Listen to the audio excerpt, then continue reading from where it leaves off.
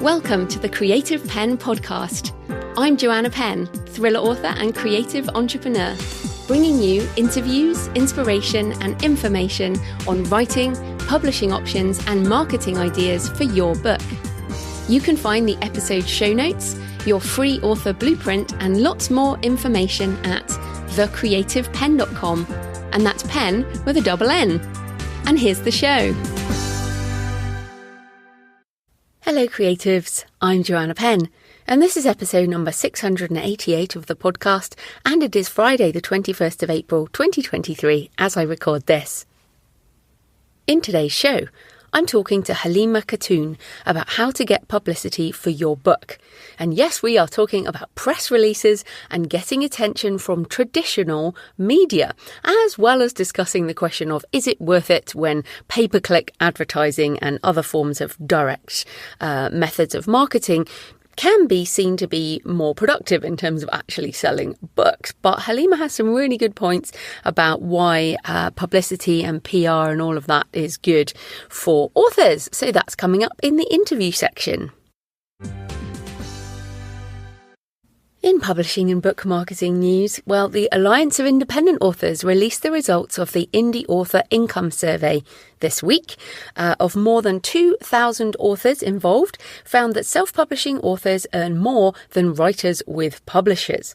And indie author incomes are rising year on year, which is a good counter to the doom and gloom spiralling downwards author income surveys we've heard recently. So in 2022, the median income of primary income self-publishing authors was $12,749 US. Still not tons if you want to make a living wage, but certainly more than the traditional publishing surveys, which put it at around $6,000 to $8,000 as the median. The average income was over $80,000, with almost a quarter not yet started to earn, bringing in around $0 to $1,000. 28% earned more than $50,000, and almost a fifth ran six-figure publishing businesses. You can find the survey results in much more detail at selfpublishingadvice.org/income survey. Links as ever in the show notes. Also, a bit of an update on a previous guest on the show, Johnny B. Truant, who was on the podcast in February 2022, back in episode 607, to talk about various pivots on his creative journey. And Johnny and I first took one of Johnny's courses way back in the early days, like 2008, and then Johnny pivoted into fiction writing. And many of you who've been around a while will remember Johnny from the early days of indie and the self-publishing podcast along with Sean Platt and David Wright. So they now have a story studio, and one of Johnny's early novels, which actually started as a joke on the podcast, the novel Fat Vampire, was optioned for a TV show and is now out as Reginald the Vampire. And Johnny has put a long blog post up about how the book was made into a TV show and all the various things about that. So I'll link in the show notes, but basically johnnybtruant.com, and there is a post there, Fat Vampire to Reginald the Vampire. And I mean, even just the title change is interesting in itself. But yeah, I mean, many of us would love to get our books optioned as a TV show. And it's also really interesting that it was one of Johnny's early novels, and he would probably say, he's become a much better writer since the beginning, but that idea was what captured an exec's eye, and in fact the executive saw it on Apple Books, so that's always interesting too. So yeah, you can go and check that out. And then what I'm now calling AI and futurist news. So last week's introduction set off a little explosion in the indie author community around Michael Anderle's goal of 10,000 books in a year. And thanks to Michael for taking the flaming arrows which have been hurled at him in order to bring this conversation into the indie mainstream. If we can't talk about these things openly, then people will just do it without telling other people. And one of my goals, I guess, with this show and what I do and many of us in the indie community is to make this a really open and accepting and friendly place to be. So I would certainly like to keep it that way. You may not agree with what other people do, but that doesn't matter. It would be nice to be able to talk about them in public. So yes, Michael's taken some flaming arrows this week and he posted an article going into more detail on the 20 books to 50k Facebook group. And so if you go to Facebook, search for 20 books to 50k and then search for Michael Anderley, you can see his post. It's an excellent post, and we are also going to record a discussion in early May along with Dan Wood from Draft to Digital, where we will discuss this more. But to excerpt from that post on Facebook, it ends with a statement I absolutely agree with. Stop attacking, start reflecting, and see the future as new and unique. Think through these new opportunities and see what options are opening up for you and those who you care about. AI isn't going back into the past. Stare past your anxiety, I know I had to, and figure out how to grab the opportunities. So I love that from Michael, and that's exactly what we need to do. We need to use all these things that are happening at the moment to spur us on, because the future is new and unique indeed. And I'm spending a lot of time really thinking about the business I want to shape for myself for the next 15 years. So I started self-publishing in this existing model in 2008 at the very beginning of ebooks, digital audio, social media, and internet-enabled creativity and business. It is really about time that model was disrupted. Now, there have been mini disruptions along the way. For example, Kindle Unlimited and the rise of subscriptions has definitely disrupted quite a lot of one particular model, but things are changing again. And I am not intending to be left on the sidelines in this new wave of change. Now remember, it's about surfing the wave of change rather than drowning in it. Now, right now, I know it feels to some people like they are drowning in it. And I've certainly been splashing around trying to be orientated, like which direction do I swim for the wave? And I know I'm taking the metaphor quite far, but I certainly have those feelings of like I'm drowning, I don't know how to deal with this. And I expect to have more of them. But I also intend to build a new surfboard and ride this wave. So I'm reading a lot. I find that it helps me to read, but also to write. So I'm reading a book at the moment you might also find useful. It's called Build for Tomorrow by Jason Feifer. Feifer, and it is an action plan for embracing change, adapting fast, and future-proofing your career. That's Build for Tomorrow. And the first phase of the book is called Panic.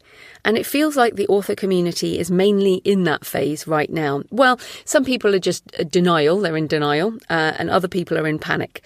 So check out that book if you need reassurance of what happens after panic and how do we move past that. I'm finding it useful. Also, if you want to hear some other voices discussing AI, check out the Dialogue Doctor episode last week with Jeff Elkins and Jay Thorne, episode 139, The Future of Publishing is Now. Now, after that episode, and I had shared it, I think, on Twitter, one of my audience, Leah, and she gave me permission to share her comment. Leah sent me a whole load of questions, and she's clearly trying to work through her own feelings about AI. And she concluded, I realise one big positive is the encouragement to pursue my unique voice and passions. I had mapped out a traditional indie-style writing route, genre-specific, rapid release, series, etc., and that will not be abandoned. However, adding a layer of discovery onto the mix could be exciting. The chance to genre bend, right out of the box, or just listen to the stories calling to me that may have been too different, can be seen as a gift. I will embrace that attitude as I move forward. And I absolutely agree with this from Leah. Everything we write, even if we co-write with AI, and as I've mentioned, I'm calling myself now an AI-assisted artisan author. Everything we write has to be more human, more unique, more personal, more connected to our audience. I also like this quote from Jay Akunzo on Twitter, and he has the Unthinkable podcast. Jay's tweet said, and I'll link to it in the show notes, he says, a bright line is being drawn between creators today. Some think the job is to create content. Others know the job is to create connect. When you learn to matter more, you need to beg for attention less. Keep making what matters. So this is where we're going. For some, the job is to create content. For others, the job is to create connect, or I would prefer connection. I think that would be better English, but you get the point. Creating content versus connection. And that's kind of how I'm thinking about my next stages of things. And I guess, even this introduction to the show, early on in my podcasting career, I thought it was all about content. And the interview is the content part, as in it's what the headline is, it's what the content is.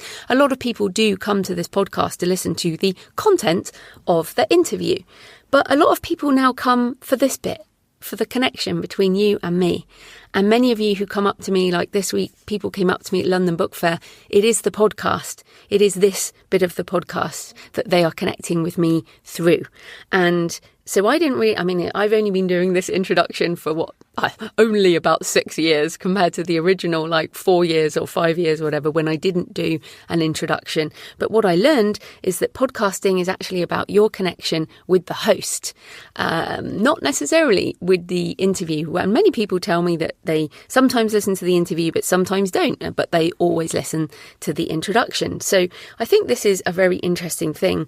And like I said, I'm really considering what I want to focus on. Now, I also had a meeting at London Book Fair with my foreign rights agency, who are DropCap, and they said there was an interest in my book, Career Change, and was I going to do a new edition? And it's funny because I've actually been thinking about this anyway. I'm a writer. I figure out what I think by writing. I don't even know what I think until I write. That's why this is useful. You can hear it when I'm reading from my prepared notes, and you can hear it when I kind of go off script, like now, because it's full of more filler words and giggling.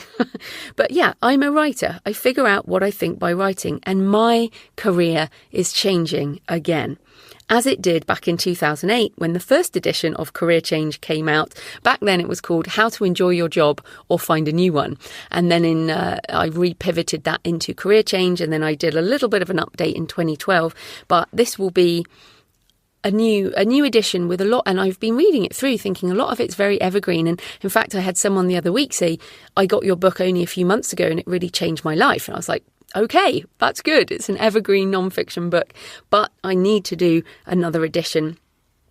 I've also had people asking me for a workbook, and I don't have one, and I don't want to make one until I have a new edition. So as I think about how my own career is changing with AI, I figure a new edition of Career Change is possibly the best use of my time right now, because I have been working on Catacomb in various points, but I am finding my own thoughts on this entire process of co-writing with GPT-4 for fiction particularly quite challenging. So I am going to do a new edition of Career Change and use it to work through my thoughts.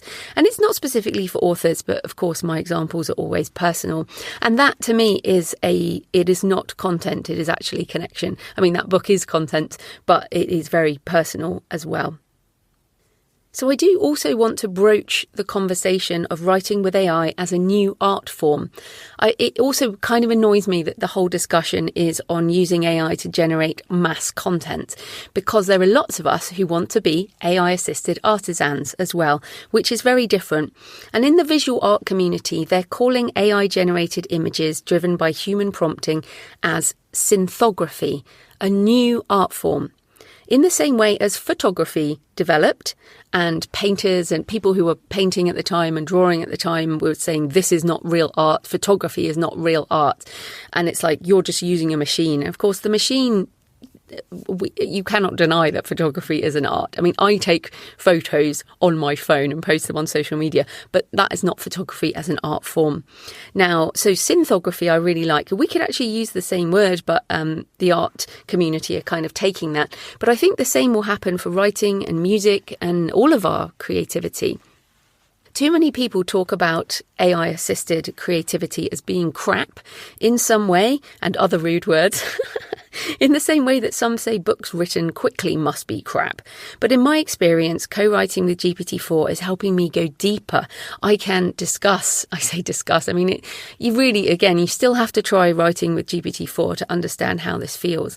But it feels very, very different. And it feels like a personal AI writing coach who prompts me to go deeper and deeper, maybe like an editor, just how can I go deeper on this idea? And so I'm writing, very differently, I think, in a way. But it is trained on the finished product of words, not the first drafts, unless you're posting first drafts. And it's trained on human output. So it's very human and emotional. And in this vein, I want to point you to a new book. It's called, I'm not sure about the title. I think it's a little on the nose as such, but the title is Death of an Author, from Pushkin Press, which is Malcolm Gladwell's audio-first production company, which specialises in direct sales. Now, it publishes on the 9th of May 2023, and I'm going to read from their press release. As sophisticated machines like OpenAI's ChatGPT-4 continue to spark media attention and public debate, one thing is definitive. We can't put the AI genie back in the bottle. Now the creative community finds itself at a new frontier, the groundbreaking synthesis between man and machine. Journalist Stephen Marsh, who has been immersed in the world of artificial intelligence since 2017, is a staunch believer in the benefits of AI as a tool for creative expression. Could he merge his deep knowledge of literature and the writing process with his access to 3 cutting-edge AI writing platforms, some of which are not publicly available, to create a truly rich and rewarding listening and reading experience?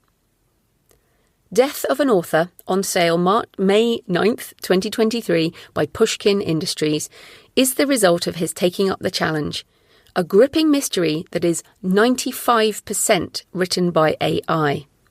And 5% by Marsh, who skillfully crafted the story outline and machine prompts.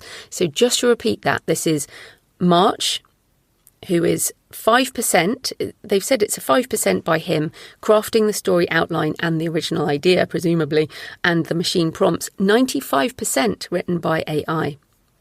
Death of an Author is a work of fiction that uncovers the dazzling possibilities of natural language processing in all of its eerie mystique. Death of an Author follows Gus Dupin, or Dupin, I guess if it's French, literary critic and scholar, who has just been invited to the funeral of celebrated author and now murder victim Peggy Furman.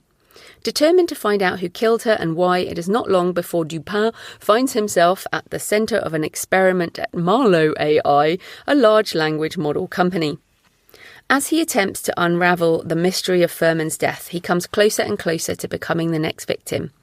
Death of an Author raises one of today's most pressing questions: what is the true relationship between human and machine?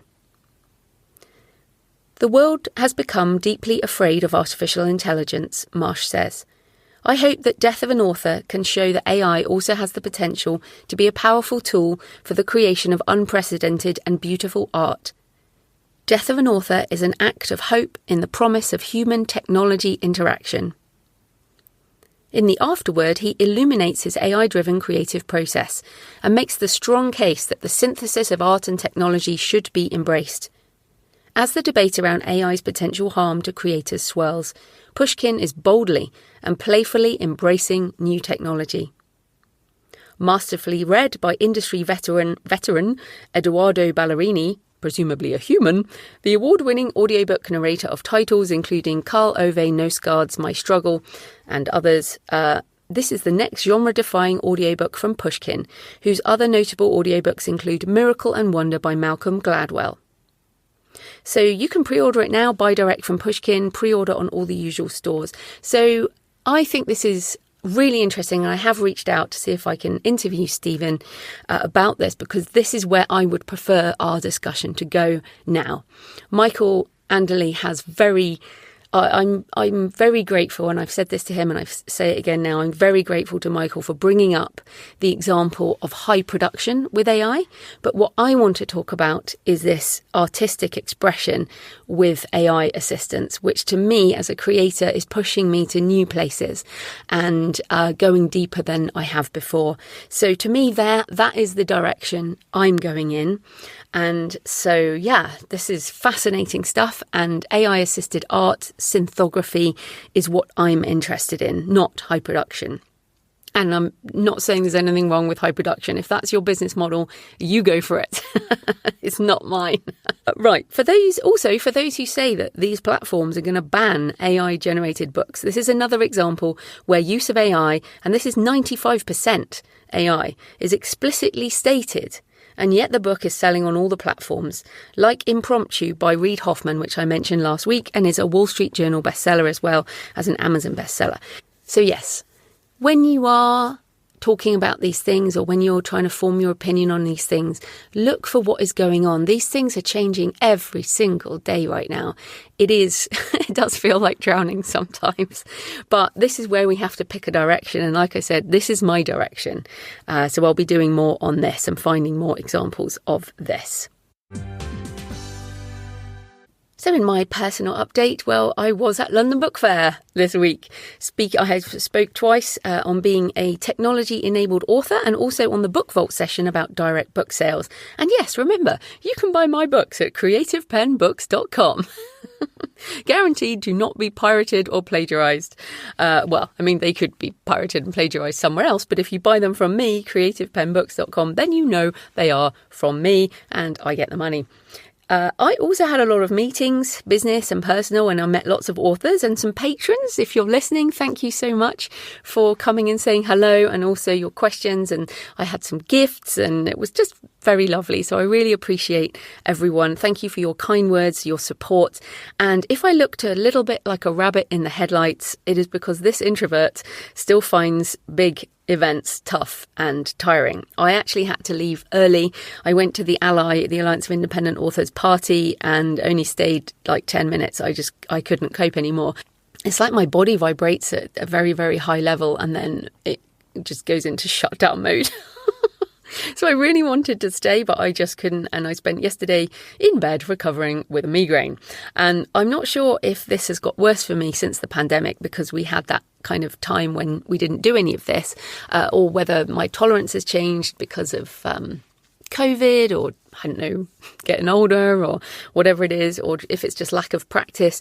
But this is another aspect, and why I'm telling you this is because I have to find a way to figure out my energy management. I have to do this. I'm an introvert, yes, and I'm on one of these sensitive spectrum things where sound and noise and light and everything becomes quite crazy. In fact, like, for example, I barely ever listen to music. Sound is very intense for me. So, and I wear earplugs a lot of the time. But yeah, doubling down on being human in this age of AI means I am intending to do more events. I want to run my own live online things, and also do more here in Bath, and maybe some retreats.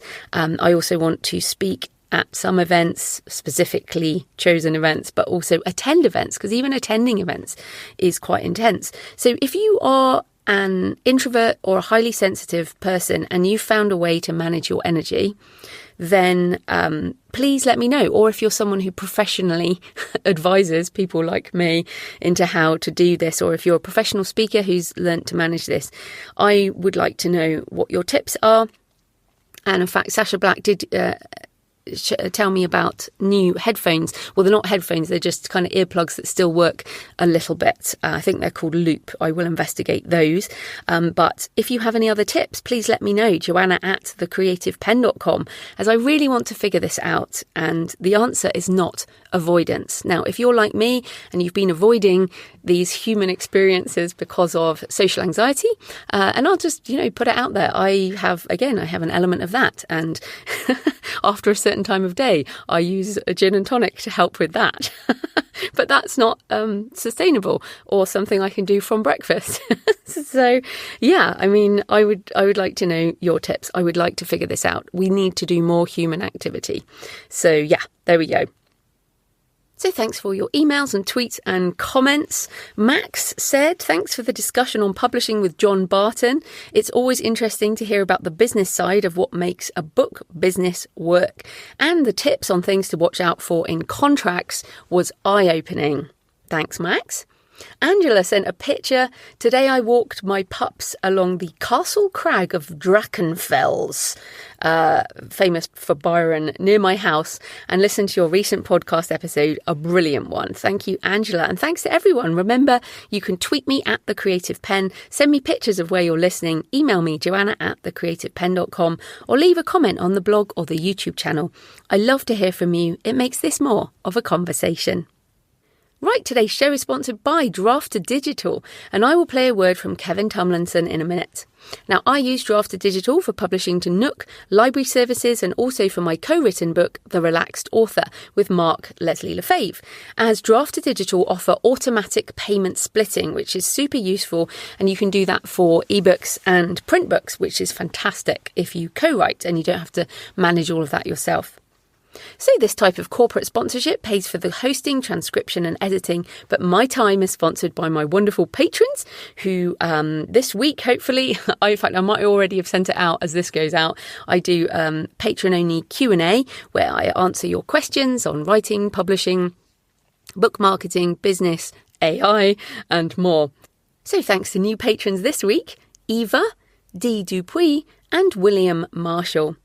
And if you find the show useful in any way and you would also like to get the Patreon extra Q&A, you can support the show with a few dollars or euros or pounds or Canadian dollars or whatever to fuel my coffee habits and my gin and tonic habit at events, clearly. You can support the show at patreon.com, patreon.com/The Creative Penn. Right, here's a word from Draft Digital and then we'll get on with the interview. Hi, this is Kevin Tomlinson with Draft Digital. Ebooks are amazing, but there's just something about having your book in print. The crack of the spine, the weight and feel, the smell. Everybody loves a good paperback. And that's why we built D2D Print. It's the easiest way to get your book from pixel to print with just a couple of clicks. We take care of you with free layout templates and formatting, and we can convert your ebook cover into a full wraparound print cover automatically. And if you run into trouble, we're just an email away with all the author support you've come to know and love. Come check out D2D Print and all the cool tools we've built for you. Find more at d2d.tips/creativepenn. That's pen with 2 N's. Halima Khatun is the award-winning author of romantic comedy novels, including The Secret Diary of an Arranged Marriage. And today we're talking about her nonfiction book, Priceless Publicity, How to Get Money Can't Buy Media Coverage for Your Business. So welcome to the show, Halima. Thank you for having me, Joanna. Oh, no, I'm excited to talk about this topic. But first up, tell us a bit more about you and how you got into writing and also PR. Okay, so I always wanted to write. There was never any other creative outlet or any other career option for me, even when I was growing up. So I sort of lived in libraries when I was younger. And the funny story I always share is at the age of 12, I actually wrote a book, believe it or not, 60,000 words, a coming-of-age children's book, which I thought would be the next J.K. Rowling with a slash of Stand By Me for girls. It didn't do any of those things. And I remember sending it to Penguin and the like, thinking they're going to love it. They're going to bite my hand off. And they didn't. And I was 12 and probably had a bit more work to do. I sort of, as I grew up, I parked that idea because I always thought writing isn't really, being an author isn't really a career per se. You know, you get the people that make mega books and then there's everyone else. So I did what I thought was a sensible option. I still wanted to write. So I went into journalism. I did broadcast journalism for my postgrad, and I did ITV and BBC, and that was great fun. But I quickly realised that it's less about the writing and more about getting stories short and snappy and to the point and camera angles, etc. So I navigated to what they call is the dark side of PR, which basically is sitting on the other side of a journalist. So my job was then to bring stories to the media. So I'd be on the other side and speaking to clients, trying to really find the story behind their story, if that makes sense. So I did a lot of healthcare PR. So for example, if I was speaking to a hospital consultant about a procedure, that might seem like quite a dry subject. So what I would do is I would find a case study, a patient who'd had the procedure, and talk about how their life had changed from how it was to how it is now. And I'd get it into the national media, the regional, local, broadcast media. And I really enjoyed it to the point I still do some private consulting to this day. I then went freelance. So I set up as a limited company and I had my own clients with a view that, I laugh now, with a view that it'd be great when I think about having children, having a family, I could work around them. I had this notion that children nap. And then I had my babies. So I didn't quite do as much, but one of the beauties, and I think it came full circle, with my circumstances, with not really working as much in PR, purely because of time when I had my daughter, I revisited this idea of writing a book. And the idea of The Secret Diary of an Arranged Marriage came to me because I found that nobody really written about it. So there's already a fixed narrative in the media. Often the term arranged marriage gets interchanged with forced marriage. It gets mixed up. And I thought, why don't I write something that's like the Brown Bridget Jones and show the funny side and the cringeworthy side and really give a nuanced picture? And people loved it. And that was the best thing. So I didn't know anything about self-publishing. I assumed I'd go to agents and go the traditional route. And I quickly realized I didn't want to spend years shopping it around and sending query letters. And then I kind of stumbled upon this whole amazing world of self-publishing and how you can actually be in charge of your career and your author career. And I learned the notion of you're not just an author, you're a business owner when you have books and you self-publish, because you're in charge of every aspect of it. And I really got my teeth into that. And the way so that was one book. And then I did The Secret Diary of a Bengali Bridezilla. And then there was a third book. And now I'm working on the fourth, all while I raised my children. So my daughter's now 5 and my son is 2. And luckily my husband has taken them out while I'm doing this podcast. And then, got to keep it safe. You don't know who's going to scream while I'm in the middle of talking. So the Priceless Publicity idea came about because I thought I've built my career in this. And one of the beauties of being able to do my own PR was I thought, well, I've done it for clients all these years. Why not get some publicity for myself, for my books? And it was a no-brainer because one of the things for me personally was I had a little bit of imposter syndrome when I self-published. And I think a lot of authors do, because you don't have that gatekeeper and that sort of validation of, even if it's a small press, it was published. It was published by somebody else, in the traditional route. And I didn't have that. And I thought, I really wanted to stand up alongside traditionally published books. So I set about generating my own PR. So I wrote press releases around the angle of the story. I talked about my backstory, being a mum. At the time, my son was a newborn and I was nursing my daughter before he was born, writing the draft. And then I published it the month before he was born, which was crazy in hindsight. But the idea was that I had all these different angles to pull apart, and it did great. I generated lots of media coverage, regional coverage. I was on the BBC. They had a BBC Radio. They had a whole topic around my pitch, which was around arranged marriages. Are they outdated? Are they misunderstood? And I was on a panel with other people. And I think for me, it culminated in a full page spread in Good Housekeeping, where I was talking about my career as an author and how I'd kind of had this almost second career, having tried to write a book when I was much younger, gone into PR, and now doing this. So I just suddenly thought, when I was going through the self-publishing process and learning about all the different nuances, I saw a lot of parallels between independent authors and business owners, because we're constantly told you have to think of it like a business for it to thrive. And I remember in my PR career, when I'd gone solo, when I'd become a limited company, one of the things I started doing was training up business owners, because they wanted to learn about how to do their own publicity, because they couldn't afford me on a retainer. They couldn't afford a PR agency that charges 4 figures a month, 5 figures a month. They needed something that they could do themselves in their own time, while running their business. So for me, it was almost a light bulb moment. And I thought, I generated this great PR that I felt leveled me up with with traditionally published authors. And I didn't have this hang up of kind of, oh, it's self-published, people will think it's not as good, because if it was good enough for a journalist to publish stories about my books and me, it was good enough, to stand up there and be read. And the other thing is, I noticed that I was getting traction and recognition. And I know that sort of PR is seen as a bit woolly and a bit vague because you can't necessarily quantify it the way you can pay-per-click.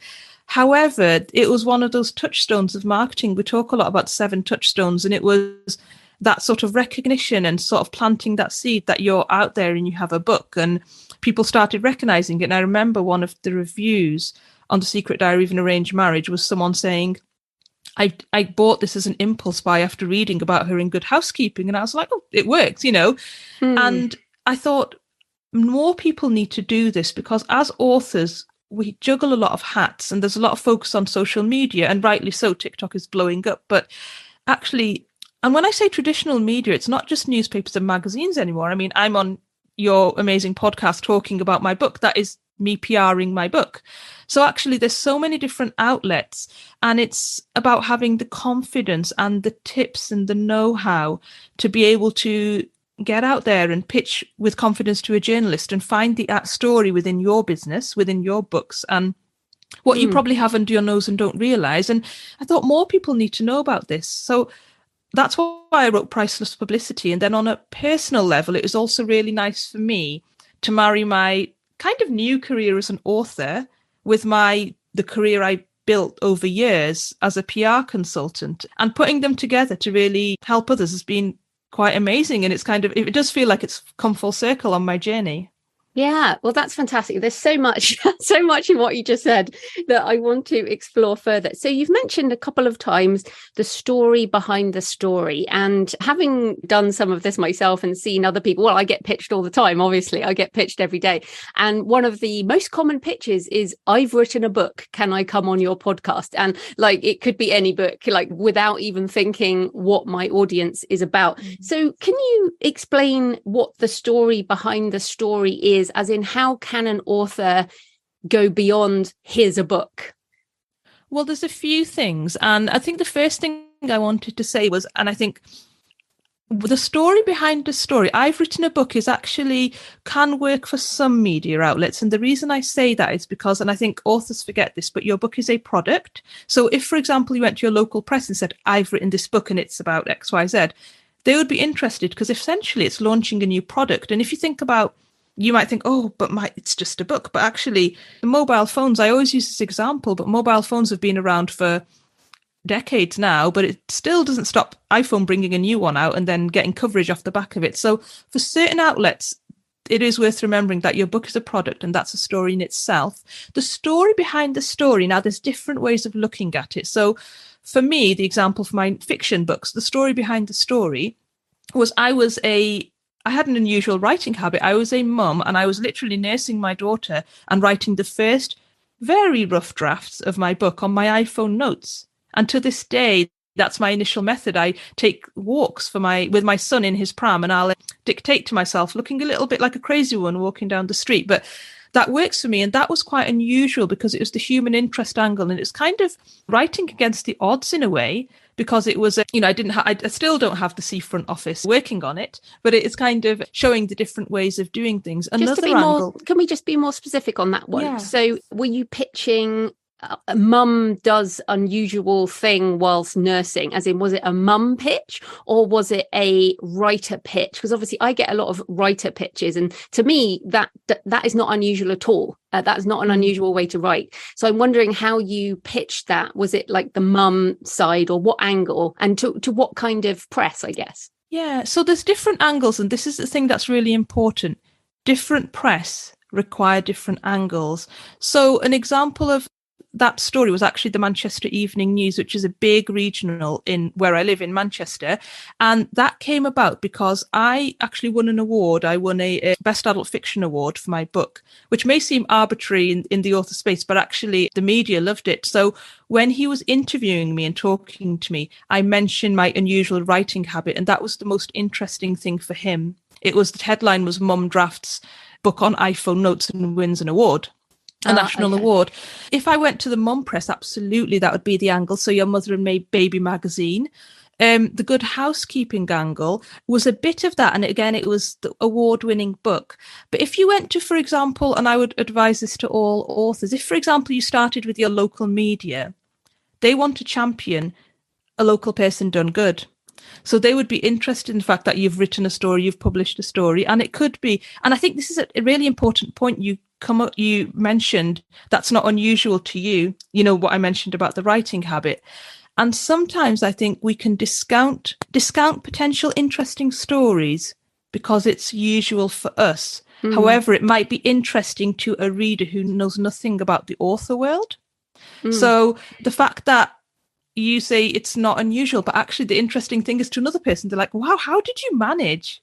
How did you do that while we're pushing a pram? And how does that work? And I think sometimes, and there's definitely a balance. And I talk a lot in my book about this, that there's a bit of a litmus test where you can ask yourself certain questions to see if it's a story. But I think sometimes it's always worth bearing in mind that sometimes we can be our own worst cynic in a way, and we can be our own sort of biggest barrier because we assume something's not interesting, but actually it's because it's so normal to us. But another example might be, you could have had a complete career change and gone into writing, and it could be the complete opposite of what you're doing. That's another interesting angle. And another thing could be, for example, and like I say, I know they're arbitrary, but book awards do generate media coverage because, again, the media love an award story, the local media, the regional media. They love to champion someone that's done well. Another angle could be if you've got an unusual take on a story. So, for example, you've written a sort of Northern English take on Game of Thrones or something very against the norm, something you wouldn't expect. And I know in our sort of author world, we talk about tried and true tropes, but actually there is room if you did a twist on a traditional genre or a traditional tale, that would be of interest. So it's really kind of asking certain questions. And the things to begin with are, before you even think about what media, I would say find the stories and think, okay, what is new? What is different?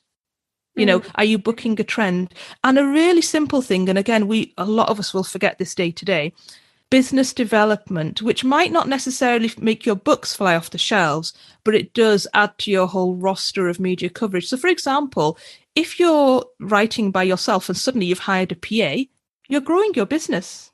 That's development. And a lot of people would think, so what? I would never think to pitch that. But actually, you're growing your brand. You doubled your business growth in terms of personnel. So it's really looking at, and I talk about this a lot more in detail in the book, but it's looking at the different areas that might be of interest to a journalist and then thinking about, okay, would it be of interest to my local press? Would it be of interest to my regional? If, for example, you have a niche topic and there's magazines out there. So with my work, The Secret Diary of an Arranged Marriage, it was a lot of my readers. I've actually got a broad spread of readers, but there was within there a niche of British Asian people, British Asian women. So I went to the niche media. So I was on the BBC Asian Network. I was on certain niche publications, and I went to a lot of the local press. So there's lots of different things. There's lots of different angles. So it's really about starting from the beginning and asking yourselves the questions and thinking, okay, what is different? What is new? What have I got to say about my books? And then you can look at, okay, marrying that with what media would potentially be interested. Yeah. No, that's fantastic. And again, your book is so full of tips. But that's the thing. You didn't pitch me about The Secret Diary of an Arranged Marriage because, well, I just don't know if that would have stood out. What you pitched me was what will help my audience, which is this Priceless Publicity book. So that's a perfect example of tailoring it. But I did want to come back on a couple of things. So you mentioned niche publications there, but you also mentioned before that you got on a panel around the arranged marriage thing. Now, obviously, culturally, you can talk about those things. You mentioned the brown Bridget Jones earlier, which I thought was a great little tagline.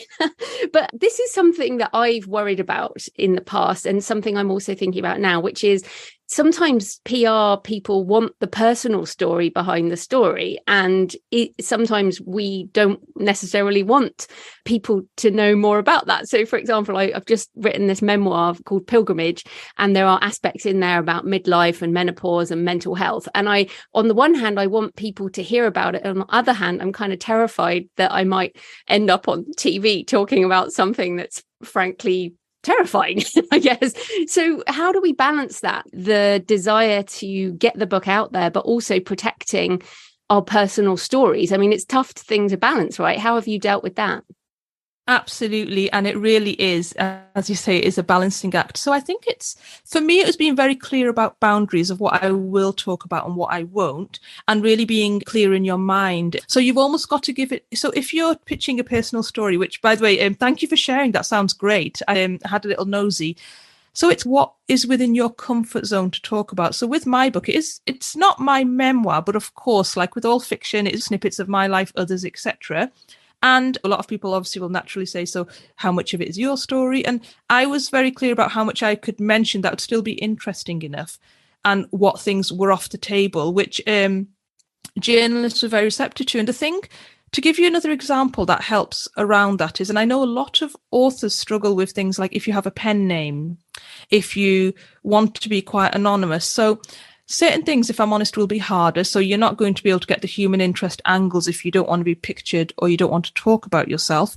But it's not to say all media will be shut off to you, because there are other opportunities, like I mentioned about the business development angles, the award angles, because the example I have is, aside from my books, I write a lifestyle blog, and it started off very frivolous, talking about lipsticks and things like that. And then as I had children, it pivoted slightly towards being a mum. And one of the things my boundaries is, I don't put pictures of my children publicly on social media. That's just my thing. So certain journalists would say, oh, we would like to have a picture of your children if possible. But the workaround was, I'd explain. So for example, I was in Mother and Baby magazine, and the angle was I gave birth in the midst of a pandemic. And then I got to also mention my book within the article. So the story, the photos we did were quite strategic, where kind of like Hannah, I was holding my son, but you couldn't see his face, and my daughter was holding a toy, and they were fine with that. Not to say everybody necessarily will, but I just wanted to stress that there are ways around it, and certain publications will be very receptive. And the thing to bear in mind is, they'll only know the information you give them, if that makes sense. So when you write a press release, when you have your pitch, when you have your points, if there's something you don't want to mention or you don't want to go there, you wouldn't include that in your pitch. But perhaps the thing to be prepared about, and I appreciate the feeling of terror, because I get it. I mean, I was talking about a subject that doesn't really get talked about, so I 100% understand. I think thinking of every eventuality and being prepared is a big help. So it's almost like, and I don't want to sound scary, but I taught a lot of crisis communications, which is coming up with having to think of all the questions. And I know you mentioned that people are often criticized in the media on subjects around your book. So thinking about, well, what are the criticisms? What do they bring up? What do they, what do they sort of say? What do the media publish about them that's negative? And then thinking, okay, how would I combat that? How would I account for that? What can I say about it? What's my narrative? And in my story, so with my books, the back of my mind was, what if some journalists think, oh, you're trying to promote arranged marriages or some kind of archaic, out-of-date tradition? So luckily that didn't actually come up. However, I was prepared for those questions that might come up and how I would answer it and say, well, I'm not actually promoting it at all. It's a very nuanced view. It's not a negative view, but I'm showing the good, bad, and the ugly. And ultimately, it's a story that all women can relate to, all people can relate to, sort of that desire to settle down. And that was me being prepared. So it's worth sitting down almost and thinking, okay, what could they ask that might be tricky? And how would I answer that? What can I say? What can I bring to the table? No, that's great. Okay, well, let's get into some more specifics about actually getting some attention.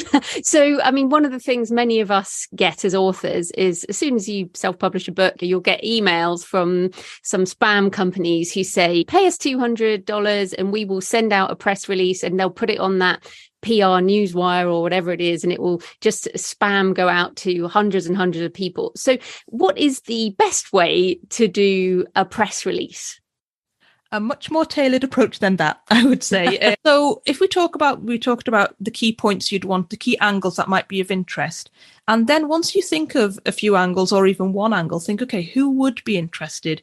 And that goes back to looking at the media and sort of reading the magazines, newspapers, listening to podcasts, looking at online magazines and news sites, which is huge now, and thinking, okay, do I have a place within that? Can my book sit within that? And this is the thing, when I pitched to come on this podcast, it wasn't about, as you say, it wasn't about The Secret Diary of Arranged Marriage, because to all intents and purposes, that's another fiction book. It was about, what can I do to help? So that's absolutely the right way to go into it. Think, what can I do that would be of interest to this magazine or newspaper or website? So, for example, if you're a nonfiction author and you're writing about finance and how to keep your finances in check as a family, are there any money websites? Are there any family websites that would be interested in the story? If you're doing a fiction book, again, is the story based in another area? Would that area's local publication be interested? What about my local publication? Would they also be interested? You know, once you've got the angles. If you want to go more national, it's looking at, do they have a section that I could actually see myself in? So, for example, I got a national piece in Metro magazine, and again, it was talking about the misconceptions when I got married, and it was kind of people asking me certain questions about how I met my husband, and it's kind of like well-meaning welfare questions, but I remember the awkwardness around it. So that was a pitch, because they have a section called First Person. And that's a national mainstream magazine. So it's any kind of first person story they'd take. So it's looking at what you can bring to the table when you've got your angles and just seeing how you marry your story with what they need. And that's almost the simplest way of looking at it. But it is actually, once you strip away all the how to write a press release, how to do it, how to pitch, that is simply what we're doing. We're giving a story that promotes our work to a journalist in a way that they would want to write it or present it. Okay, so we've got our topic, we've got our publication that we want to pitch. So do we need to find a named journalist, or do we email it? Do we put it in the post with a copy of our book? What do we do to get this to the right person? So the way I would go about it is email for sure, and I would find the journalist, and this is a little secret I'm going to share. So obviously swanky PR agencies, of which I was a part of a while ago, will subscribe to these super expensive databases which throws up hundreds of journalist names. I would honestly say Google is your friend. If you go on to even the magazines and newspapers, they always have an online version. And there you'll see a list of the journalists. So it might be a local area journalist. It might be a journalist on a topic like a political journalist or a lifestyle editor. Find the journalist that writes the kind of stories that you can see being featured with, and then just email them and getting in touch. And what I would suggest is, for authors that are first starting to do their own PR, a full press release is quite daunting and quite a big undertaking. I would actually start with a pitch, and it would be as simple as, hi, name of the journalist.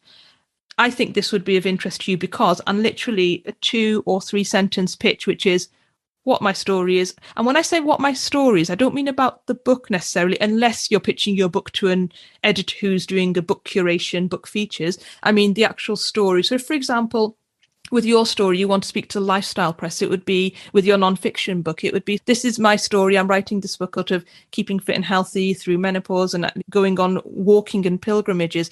This is why it would be of interest to your readers. Give them the why, and then you've offered them your story on a plate, and then it's simply saying, for more information or pictures, do let me know if you need anything else.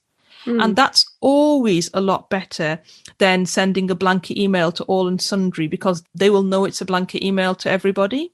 Yeah, it is very, very obvious. I mean, I get pictures that say, dear podcaster, and then it's about a Visa card offer or something, like utterly ridiculous things that obviously are just spam pitches, but they still seem to get through, and it's just very annoying. But no, I really like that. And so let's take it a step further. Let's say someone's actually interested. Someone said, yes, I would really like to talk to you. So, I mean, you mentioned first up really thinking about what some of the, we've got our points and we've now thought about the negative things. Anything else in terms of preparing for an interview, whether that's on a radio station or whether that's someone coming and taking photos of you or an interview? What are some things or lessons learned or things to avoid, I guess? So the first thing is, don't panic. I think it's really important to remember it's a great thing. And I've had clients when I've trained them up in the past saying, oh my gosh, this journalist has come back and said, can you write an 800-word article about it? And I'm terrified. And I say, that's an amazing thing, because an 800-word article is huge. And that is you. That is a big space for you to talk about what you're trying to promote. So there's different ways a journalist will get in touch. And the first thing is, and I joke and say don't panic, but really don't. They're just like you and me. I always mention this and I say it in the book. They are overworked, underpaid. And that's why sometimes they might be a little bit to the point, because your email will be among a sea of hundreds and they're always on a deadline. So that's why they have to be quite picky and sometimes, like I say, get to the point of the story. They will come back to you saying what they want. So they might say, often they're quite receptive. If they know you're not a PR person, they'll say, oh, have you got any more information? You can put together a few bullet points. Then you give them that. If they want to interview you over the phone, which I must say is a little less and less these days, more because journalists don't have the time that they used to. It's a different world for them now. They're often on a deadline and they're often short-staffed. And sadly, they might not be based in even the area that they cover. So what they'll often say is, have you got a press release? If they call you for a phone interview, which I'm not saying they don't, I've been asked a few times. Again, it's preparation. So maybe having the key questions to ask yourself. So it's kind of what they might ask you. Why is your reason for writing the story? What's different? What's unusual? The things that also you want to get across, it's really worth having written down just in front of you so you're not nervous and tongue-tied. I think if they ask for a photo, it's always worth all authors having a photo ready, whether that's a great shot of your book, but more often than not, if they want the story behind the story in the person, a photo of you. And I have to stress, this isn't the time for sending your grainy Facebook photo. They want a decent high-res image of you. I've got one of me casually leaning against a bookshelf. And it works really well. Very, very casual. Head cocked to the side. And the thing you don't see in the photo is my two children are on the bed opposite playing with each other while my husband was taking the photo. But that's the story behind the story. But then, yeah, having a photo ready. If they send round a photographer, they'll often be led by you. So with Good Housekeeping, they did send a photographer and they asked me if I knew of a local cafe. And luckily I did. And it was a great, quite quirky independent cafe that had some nice artwork, and they sent hair and makeup, which I have to stress doesn't happen often. Before anyone gets excited, thinking it's rare, and it was a lovely treat as I had a baby at that time, so it was like a spa day. So they're few and far between. More often than not, they'll ask you for a photo, and that's really it. It's thinking of the questions they might ask, and it's just being as helpful and as accommodating as you can. And the thing I must stress is, the easier you can make their life, the better it is, and the more chance there it is that they'll cover your story and also be receptive to stories from you in the future. And just to roll back actually, and I was talking about how when emailing then the story, I wouldn't attach a photo. I wouldn't go and attach a 1 megabyte picture, because often they have very limited email capacity and they wouldn't want to open it just in case it's spam, because just as you mentioned with your podcast, they get any manner of random pictures that are irrelevant or not even aimed at them. So, yeah, as in never attach anything to a first email is basically never attach anything to a first email. You can always mention in the email if you need pictures or more information. That's always really helpful, because sometimes they're so quick and they're on such a deadline, they might just print a paragraph of what you've got and you're like, oh, I wish I'd mentioned a photo. So offer that up in the body of the email. Just say, I've got pictures if you need. Do get in touch for more information. And it's as simple as that, really. And like I say, we can dress it up and overthink it, but it is simply giving them what they want. And it goes back to know the publication you're pitching, and by that you only need to you might only need to read a couple of articles or listen to a few of their podcasts or read a couple of their stories online, but just get a feel, because I think there's nothing worse than poorly pitching something inappropriately to the wrong person. Yeah. Just on timeliness, because I mean, this book Pilgrimage, as we speak, I did a Kickstarter, but it's coming out officially. It's on pre-order for the 1st of May. So I've still got a little bit of time. We're recording this mid-March. So this is about 6 weeks before the official launch of the book. But Pilgrimage is a kind of timely thing, but that's when the book comes out. I could keep pitching it forever, really. I'm not intending to write another book on Pilgrimage. So when we're doing this, can we do pitches for older books, or does this really need to be timely?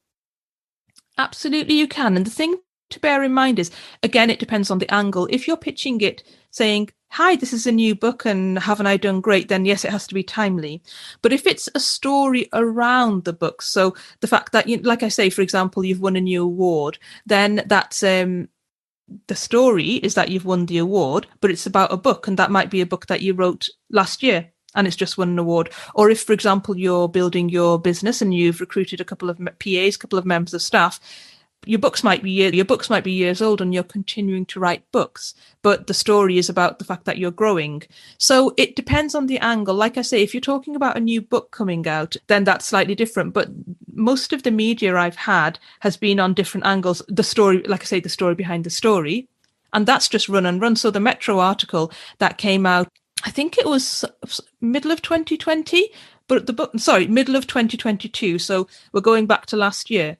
But it was about, they pitched The Secret Diary of the Arranged Marriage and they mentioned it at the end with a link, and The Secret Diary of an Arranged Marriage came out in 2020.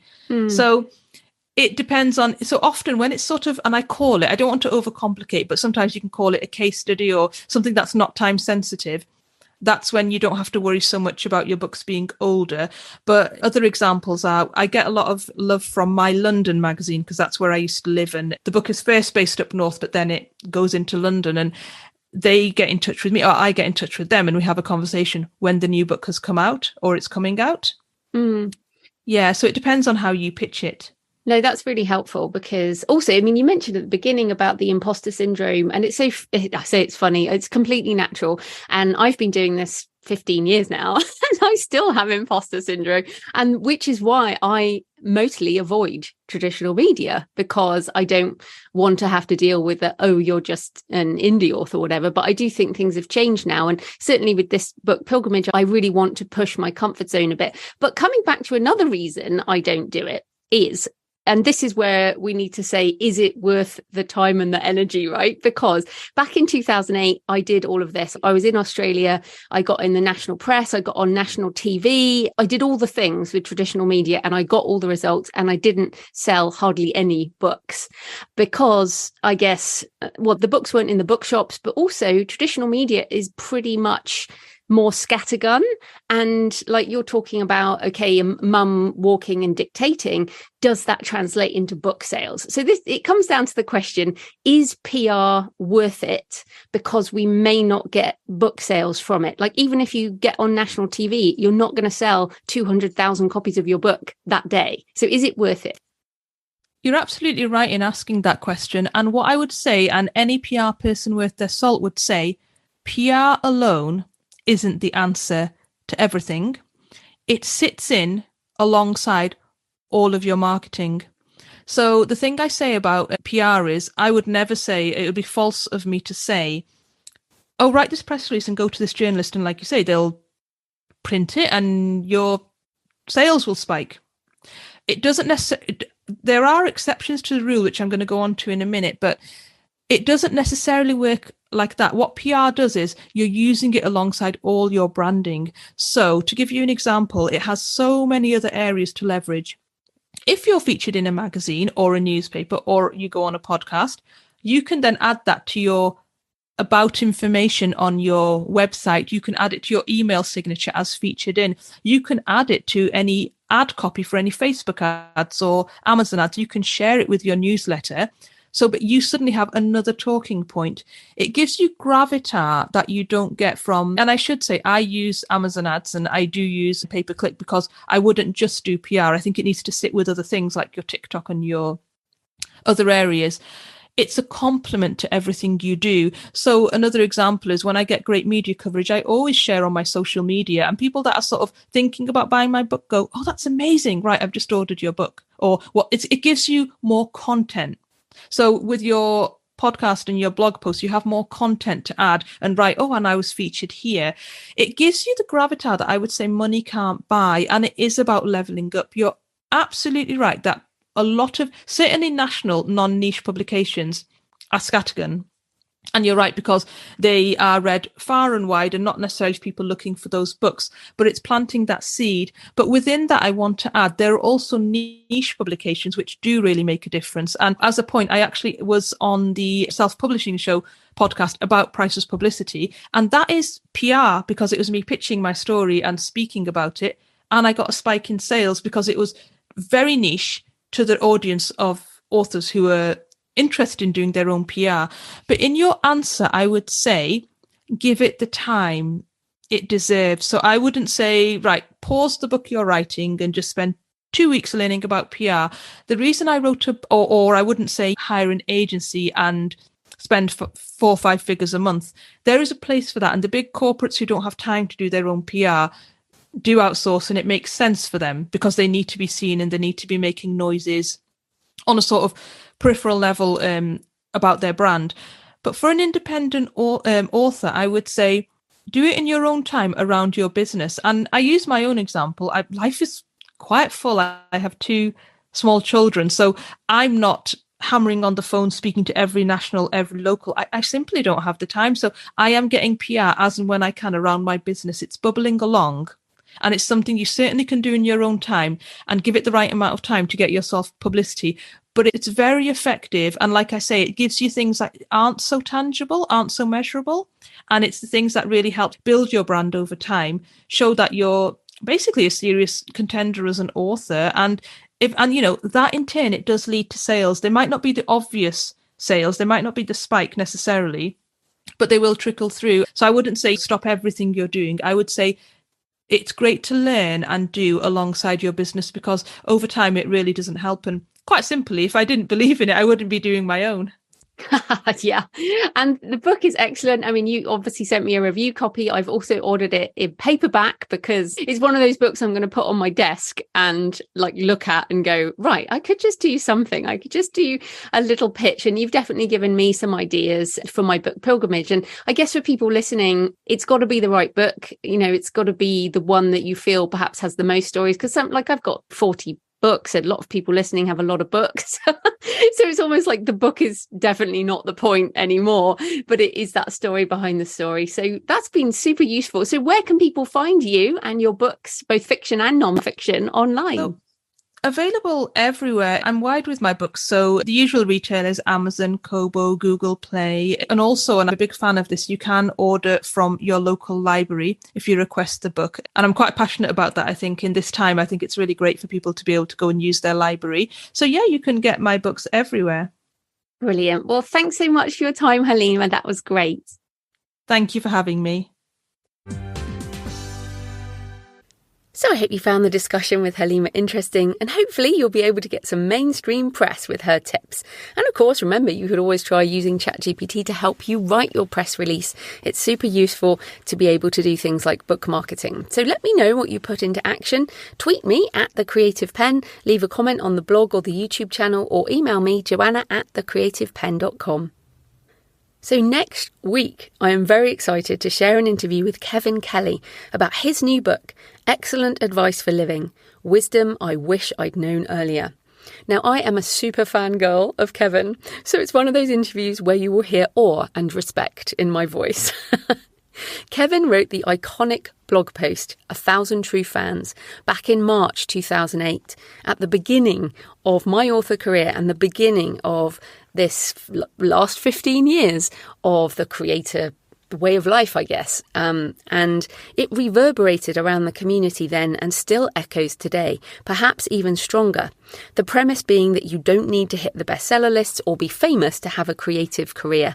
You could just connect with 1,000 true fans and make a living. He started Wired magazine, which is one of my go-to technology positive resources and a conference I love to attend. I always learn from. And later, his book, The Inevitable, helped me think about AI and how things are going to shape out. I still recommend that book. It's called The Inevitable. And so his new book, Excellent Advice for Living, is what we talk about. But I was able also to ask him about AI. And Kevin shares AI created art every day on his Instagram channel. So that is coming up next week. In the meantime, happy writing, and I'll see you next time. Thanks for listening today. I hope you found it helpful. You might also like the backlist episodes and show notes available at thecreativepenn.com/podcast. You can also get your free author blueprint at thecreativepenn.com/blueprint. If you'd like to connect, you can tweet me at The Creative Penn or find me on Facebook at The Creative Penn. See you next time.